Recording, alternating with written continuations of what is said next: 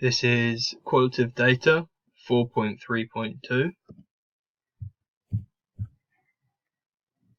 So, first of all, qualitative data collection. Mainly, this will be through interviews, focus groups, and sometimes it will be observation methods. And as you can see here, interviews are only a part of collecting qualitative data. There is also focus groups and observation methods of finding qualitative data. But first of all, going through what are these. So interviews, usually one-on-one between the researcher and a chosen participant. These could be open questions to find out lots about it, which would be more qualitative data, because if they were asking closed questions, then that would be more quantitative data, such as, do you smoke? Have you smoked? Then you can tally all the people that say yes, all the people that say no, and then that will be considered quantitative data. But because they're asking open questions, it very much is qualitative data, because they're finding out detailed information about that person. Focus groups is usually one researcher with a whole group of people, 5-6 people sitting around, and then the researcher is asking these people all the same questions at the same time, so they get input from all these different people. Observation methods. This is more to do with quantitative data, but it also works for qualitative, because you could be sitting on a group that are doing everything, and you could just be writing down everything that you see, that you observe. From there, it could be their behaviour towards certain stuff, such as a gymnast, their behaviour towards certain routines, certain exercises, preparation methods, stuff like that. Next up, we have interview structures. So here we've got the 4 interview structures: structured, unstructured, semi-structured, and focus groups. Obviously, we just looked at focus groups, but for structured, this is a set guide that you follow without a change. So this could be, you've got all the questions just laid out in a line that you just ask one after another. You don't ask like probing questions or follow-up questions, anything like that. You just follow a script, basically. Unstructured is it has starting questions, like opening questions, such as, how long have you been doing gymnastics? And from there, you will then need to be skilled and need to be focused, and then you'll be able to answer follow-up questions for that person. So, have you been doing gymnastics long? What got you into it? That could be a follow-up question. Semi-structured, you follow a guide, but it also allows an area for probing and further questions to get more information about them, so you can get more detail about that person, see what they are up to in day-to-day life, what they do in regards to exercising, to doing gymnastics, everything like that. And like I said before, focus groups are a group-based interview where the whole group interacts, and it's very essential that the whole group does actually talk as well. And yeah, so you need to get input from everyone that's in that focus group. I mentioned this briefly just now. This is, so you have a main question, a big question. Say you could have question number 1 being, how long have you been doing gymnastics? This would be considered your main question and a guiding question.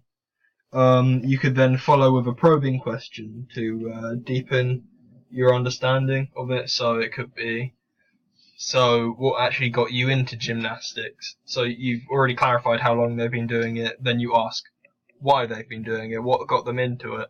Then a follow-up question is just going back and then just reassuring that you've got the right answer. And then that way you engage more with the interviewee, with the participant. And then from there you can kind of like build up trust.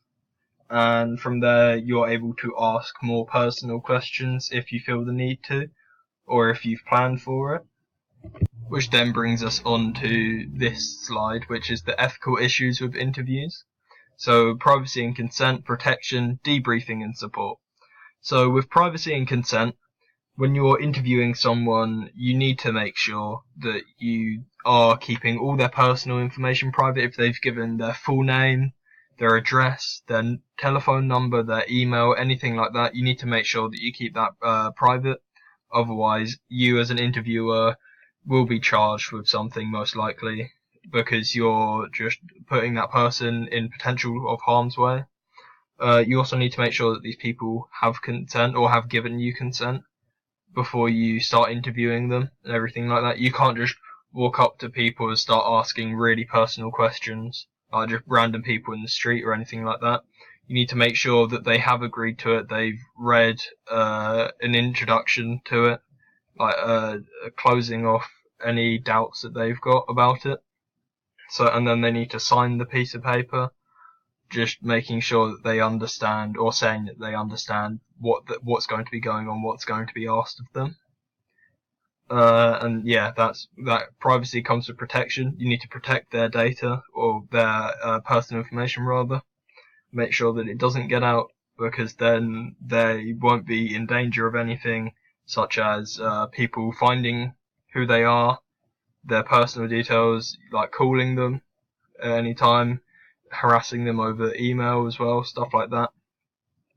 And the debriefing and support part, if you're like doing an interview with someone, then you need to make sure that after you finish the interview, you debrief, make sure that that person is okay. If you've been asking personal questions, make sure that they are still feeling comfortable and that they are perfectly fine before you just like wander off and don't give it a second thought. You just need to make sure that that person is indeed okay. And with the ethical issues with observation, these are very much like the interview ones. These can be the exact same as the interview ones. So again, with privacy, making sure you keep the information private. You don't give it out to random people. You don't put it online without consent, anything like that. And that's, once again, basically confidentiality, making sure that that person or that person's details don't just go anywhere. They have to be kept with you. You can't just go around telling people or putting it on an online forum or anything like that. And consent again. But use of findings. So with this, if you're sitting in on